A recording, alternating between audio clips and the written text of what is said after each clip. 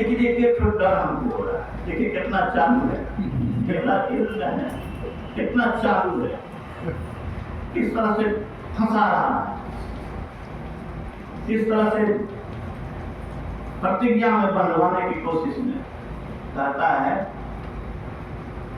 मैं तो प्रसन्न हो गया, गदगद हो गया जब सुनकर भी जो मांगेंगे देंगे। लेकिन एक डर है कि आपकी कीर्ति तीनों लोक में फैली हुई है कि दावे तन के जैसा कोई दानी है नहीं। ये कीर्ति की चंद्रमा में कहीं दाग न लग जाए, इसीलिए मैं अब मांगने से डरता हूँ और सोचता हूँ कि वापस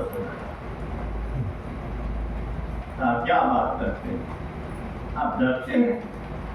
धरती डोले, आकाश डोले, सूर्य चंद्र डोले, मेरा वचन डोलेगा नहीं। आप जो मांग रहे हैं संकोच मांग।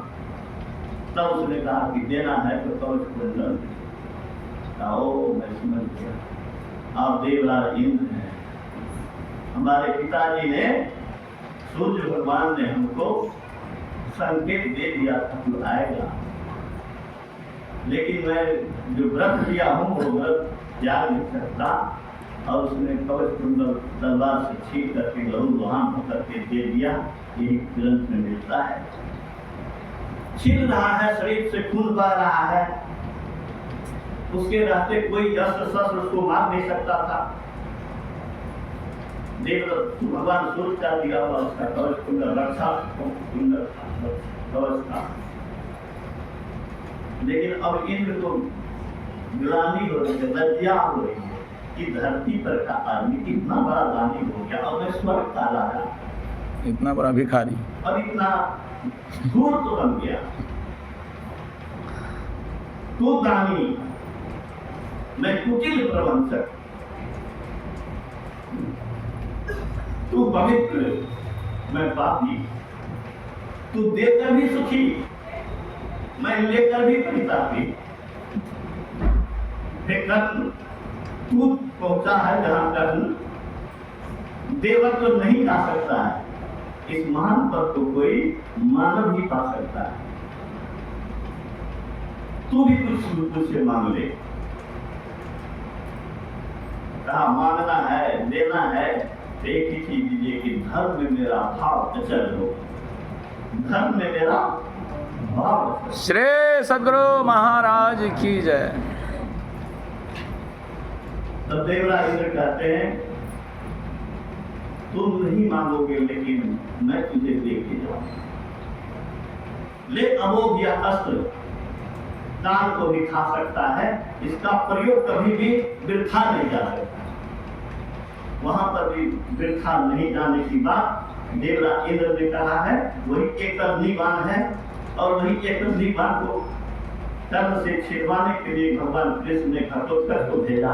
घटोत्कच ने ऐसा पराक्रम दिखाया कि तरफ दल में हाहाकार मच गया कि आज ही लगता है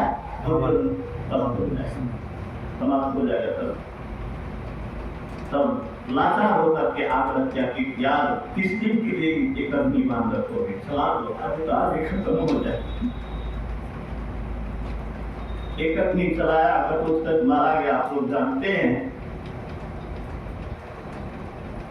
कौरवों में हर्ष है, लेकिन पांडवों में विषाद है, तकलीफ है, दुखी है, सब दुखी है। लेकिन भगवान कृष्ण मुस्कुरा रहे हैं। क्यों मुस्कुरा रहे हैं? इसलिए कि अब अर्जुन का वीर खत्म हो गया, अब अर्जुन विजयी होकर के निकलेगा। तो गुरु महाराज कहते हैं कि कोशिश जो है और व्यर्थ साधन क्या है? अव्यक्त साधन। सुन लीजिए दुनिया के लोगों, दुनिया में कोई भी परिश्रम आपको परिणाम देकर के ही जाएगा, इसका कोई गारंटी नहीं है। और जो फल मिलने वाला भी है वह आपके पास टिकेगा नहीं, इसकी गारंटी है। किसी की सत्ता, किसी का राज, किसी का वैभव, किसी का ऐश्वर्य रहा नहीं, रहेगा नहीं, लेकिन इसमें उत्तरोत्तर वृद्धि ही होगी, उत्तरोत्तर विकास ही होगा। और किसी न किसी जन्म में बुद्ध और महावीर बनेगा, किसी न किसी जन्म में महर्षि नहीं बनेगा। हजारों हजार आत्माएं मुक्त हुई है, होती रही है, और सृष्टि में होता रहेगा, यही अध्यात्म विज्ञान। अब एक भजन में सुनना चाहता हूँ, नारद साध से अंतर नहीं कोई जा सकते, तो जाइए, नहीं तो दूसरा ले